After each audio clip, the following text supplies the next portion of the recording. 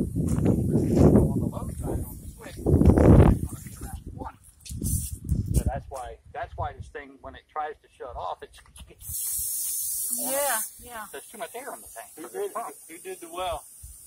Supposedly the people that we're renting from, the real estate company, they keep sending somebody that he doesn't know what he's doing. This is a 4-inch well. They should have put a submersible pump. Have all this mess. They put the pumps down in the wells. I mean, just bam, problem solved. Put this. And I'll tell you what, especially in the winter and the dry season, the water table gets lower and lower. This is going to be nothing but trouble in the winter time. Really? Yeah. So what you're saying, it's not deep enough? Is that what you're saying? No, the wells are plenty deep, but from the ground level down to where the actual water sits. In the winter time, with the lack of rain, it goes down low. The lower it goes, the harder these pumps have. It's a harder time for the pump to pull the water. The lower the water, the harder the pumps work to pull that water up. Mm-hmm. That's why if you see everybody with these wells, with these big 4-inch wells, they take the long submersible pumps and they put them down in there about 50, 60 feet, and they just sit way down in the water and they just push the water. I mean, and then bam, I mean, it's just, you know, then you never have a problem. I mean, of course, unless the pump goes bad, but you'll never run out of water. Okay, now go turn your breaker off. So what did he do just now right there? Let the air, there was like 40-something pounds of air in this tank. This pump can't hardly even build up 40 pounds of pressure. Okay. So there's like 2 times as much pressure in this tank as what needs to be. That's what's causing that switch to click when it's trying to shut off. Right. So we let the air pressure out to equalize it to match the pressure that we got to set on the switch. Okay. All right, so give me the nut driver, Skip. Let me, There. Yeah. And then go up and hold the float up. I want you to go in and turn the breaker back on for this. Coming up with everything but her. Okay, turn it back on now. Yeah. Mm-hmm. Okay, so it's on. Wait a minute, a little pressure in case it'll shut itself down. So the pressure here should be at all times what? Yeah, this gauge is broke. Because see, when there's no water pressure on there, this thing's still freezing like 50 pounds of pressure. So this gauge is no good. Because there's no way this pump would ever build up that much pressure. There's no way. They probably never adjusted that. Yeah, but this gauge is shot. Right. This gauge is no good. Okay. So how are you going to be able to read it? I'm just going by ear. You know, I've been doing this for a long time. Look at there. Now it's not clicking. Hey, Skip! Let some water come into the tank until the pump comes on.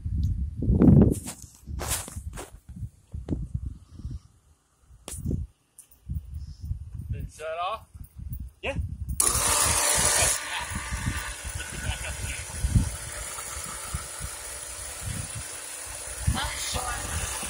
Yeah, that gauge is broke. Don't even pay any attention to that. That needs to be replaced. It's not right. But this pump can only build up about 40 or 45 pounds of pressure. It's a centrifugal pump. It's not made for pressure. It's made to move a lot of water for like a sprinkler system. So, that's not the right pump then. It's okay for the setup you got, because right now all it's doing is filling the aerator, the big tank. That's fine. It's good enough for that. But in the dry seasons, you may be okay with it. It's the cost of it. You just have to wait and see. But if you have problems with it, then you need to get rid of this setup and go with a submersible pump down in the well. Then you're good. What kind of pump is this? It's a centrifugal. It's more like for a sprinkler system. A sprinkler system pump. Wow. These guys, I don't know. They just were bringing parts from I don't know where. You know, this problem, that problem. I could have sworn. Let the water run. I could have sworn there was another motor here before this one. And somebody removed it and did this. And I'm thinking it's that guy that was... Yeah, the guy who does the maintenance. He removed my motor without us knowing about it.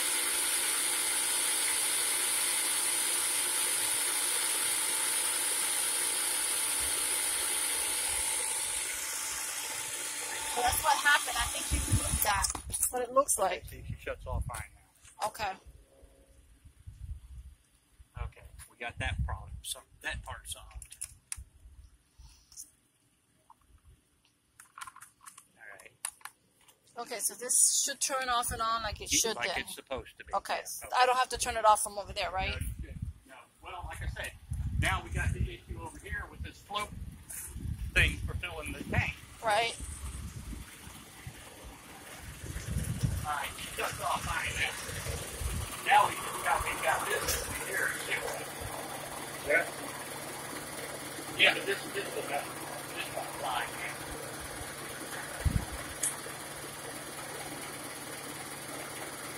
We gotta get it still right there. I mean, this thing will sit here and then the burner, then it gets wet under the pipe and then it won't ever go up high enough to cut off.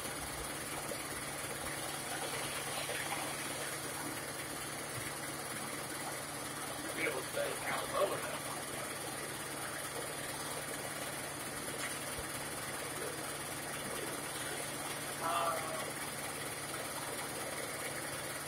Softener's in biking.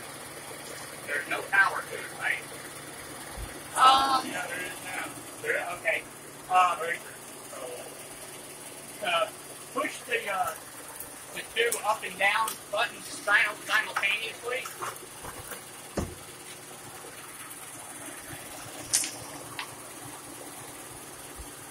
And it should go into reset. Okay, hang on.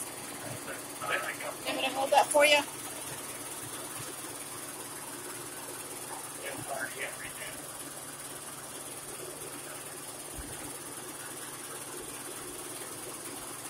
Okay, when the time clock comes back on, push the set button here. Push and hold it. Okay, you're going one. There's one AM. No hours on there. And 44. More PM. Yeah, we want to use it. Good. You're going to have to use this again. 44. Yeah, 44.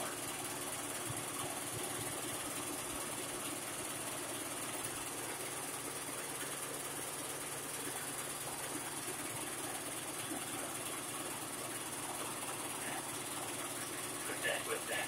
Alright, now you're going to have to push. Hold that again. And scroll all the way back around the one again.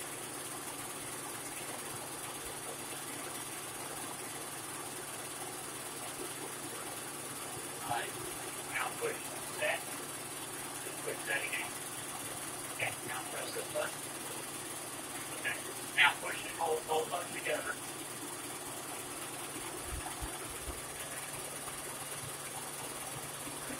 Okay, open your inlet valve.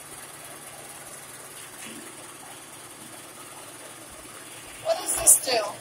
That's your water softener. What does that do? Takes the calcium in the lime, the hardness in your water. Yeah, you can.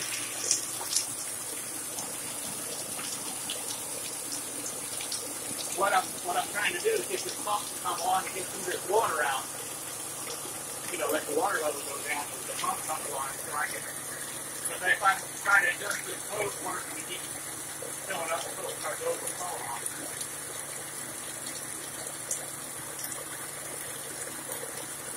I'm going to show this to the office man, the guy who's in charge, because he wouldn't believe me.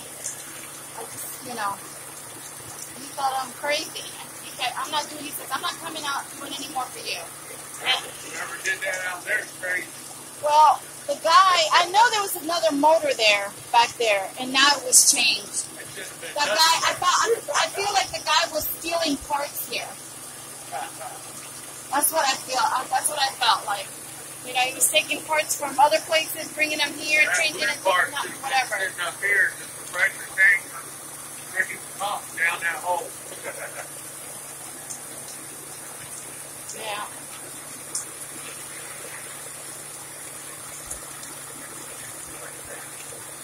It just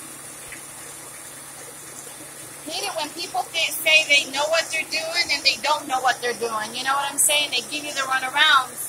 And there's so many guys out there working these systems and they don't know what they're doing.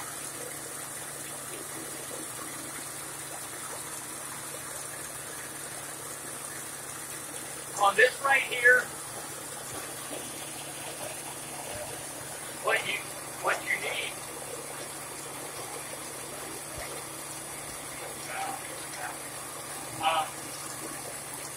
you need is the electric float and a solenoid valve.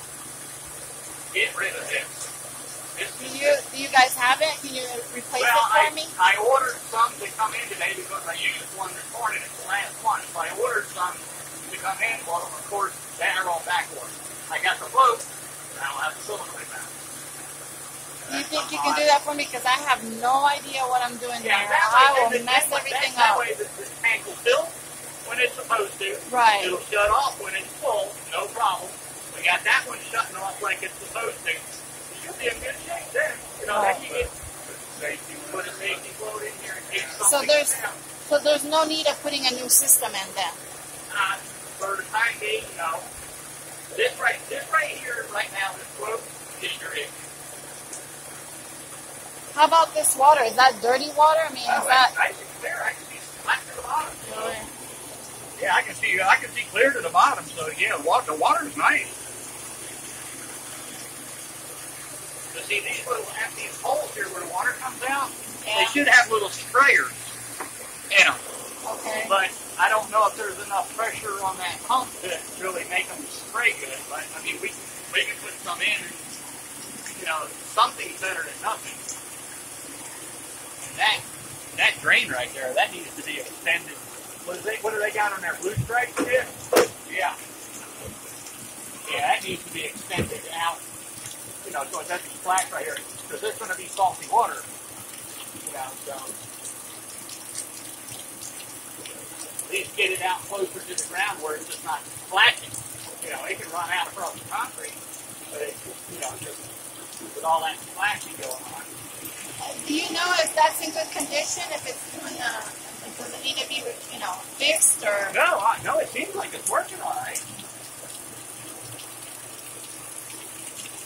You add salt to it. Add salt, you said? Yeah. Okay. How many bags should I put in there? I would get about 3 40-pound bags. 3 40? Yeah. 3 40-pound bags. Okay. Yeah. And then you want to go about 2 40-pound bags a month. But this will make your water nice. Make your soap lather up in the shower and whatever, and you can cut your soap in half with soft water. Good for your laundry, good for your cans, good for your pipes, your shower heads, your faucet.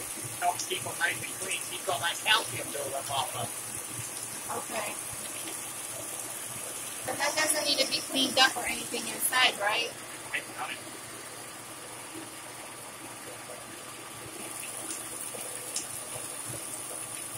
How often do you have to do maintenance on that? Like, Only when you have a problem with it, like if your water level in the salt tank is up real high or if it's overflowing and you have an issue, then normally just keep salt in there and they do their thing.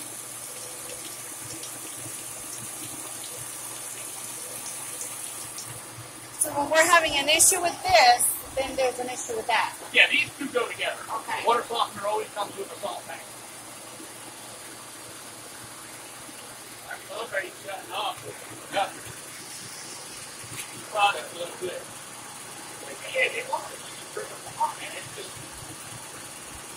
Let me just start on this right here. Hey, go out there and get some stuff off.